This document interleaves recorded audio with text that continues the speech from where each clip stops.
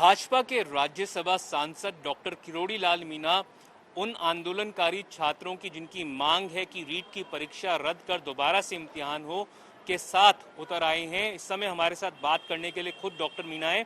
सरकार का कहना है कि पूरी जो प्रक्रिया थी उसकी जांच हो रही है, तो उसको लेकर अब आपका क्या कहना है? मांगों से पहले मैंने प्रमाण पेश किए हैं मीडिया के सामने, और इसमें दरअसल में पेपर तो लीक हो जाते हैं लेकिन आंसर शीट लीक नहीं होती। गंगापुर में आंसर शीट पकड़ी गई है और आंसर शीट केवल बोर्ड से ही आ सकती है। बोर्ड में जिस गोपनीय शाखा के अधिकारी कर्मचारी को मैंने नाम बताए हैं उसमें एक जीके माथुर है जो रिटायर हो गया, 14 साल तक बोर्ड की गोपनीय शाखा में है, और रिटायरमेंट होने के बाद अभी 23/9/2019 को इस सरकार ने दोबारा उसको गोपनीय शाखा में लगा दिया।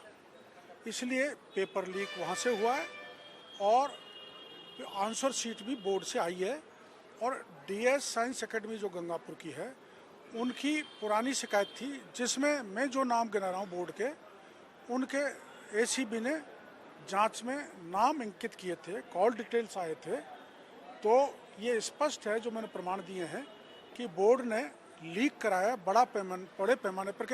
आप कई बार शिक्षा मंत्री का नाम ले चुके हैं, क्या आपको लगता है कि जो तार हैं वो गोविंद सिंह डोटासरा तक जाते हैं? क्या आप उनकी संदिग्धता पे आरोप लगा रहे हैं? मैं आरोप लगा रहा हूँ प्रमाणित, और चूंकि गोविंद सिंह जी डोटासरा जी ने जी के माथुर को दोबारा माध्यमिक शिक्षा बोर्ड में लगाया है, जिसने 1 दर्जन से ज्यादा स्थानों पर पेपर लीक किया है, आंसर शीट तक भेजी है। दूसरा, जिस संस्थान का मैं नाम ले रहा हूँ डीएस साइंस एकेडमी गंगापुर, वो मान्यता प्राप्त नहीं है। सेक्रेटरी एजुकेशन ने उसको अमान्य कर दिया। उस आदेश को अपास्त डायरेक्टर ने कर दिया सीएमओ की दखल से। वहाँ के स्थानीय विधायक के कहने पर सीएमओ ने उस फर्जी जो इंस्टीट्यूट है जहाँ सेंटर था, जहाँ से पेपर आउट हुआ है, आंसर शीट आई है, उसको सीएमओ की दखल से मान्यता दे दी।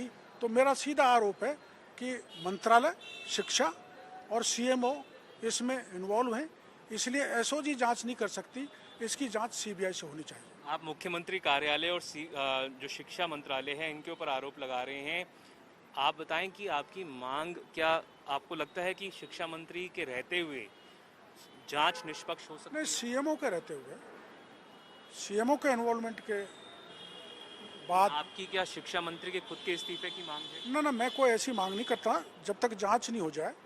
पर सीएमओ के बड़े अधिकारी, हो सकता है सीएमओ के और एमएलए साहब के कहने से किया हो, तो ये सीबीआई की जांच, एसओजी तो इन पर हाथ डाल नहीं सकती, तो सीबीआई जांच करेगी। तो मैं इसमें यह भी जोड़ रहा हूँ कि सीबीआई जांच होनी चाहिए। एसओजी की बस की बात नहीं है लक्ष्मणगढ़ के किसी बड़े आदमी पर हाथ डालना और सीएमओ के किसी उस बड़े अफसर पर हाथ डालना जिसने उस फर्जी इंस्टीट्यूट को मान्यता दिलाई है।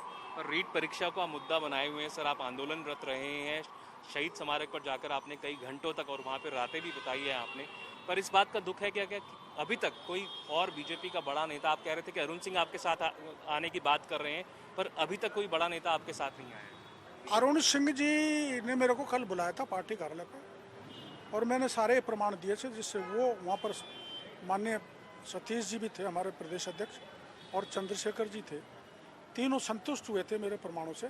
और उन्होंने ये निर्णय लिया है जो मैंने उनको प्रस्ताव दिया था कि इस मुद्दे पर सारे विधायक धरना दें, तो उन्होंने सभी विधायकों ने धरना देने का निर्णय पार्टी ने लिया। क्या लगता है सर बीजेपी नेतृत्व ने देरी कर दी इस मामले में, ग्राउंड पर आकर लड़ाई लड़ने में, आंदोलन करने में? मैं भी तो कर रहा हूँ, तो बीजेपी कर रही है, और कल से युवा मोर्चा प्रदेश भर में आंदोलन कर रहा है।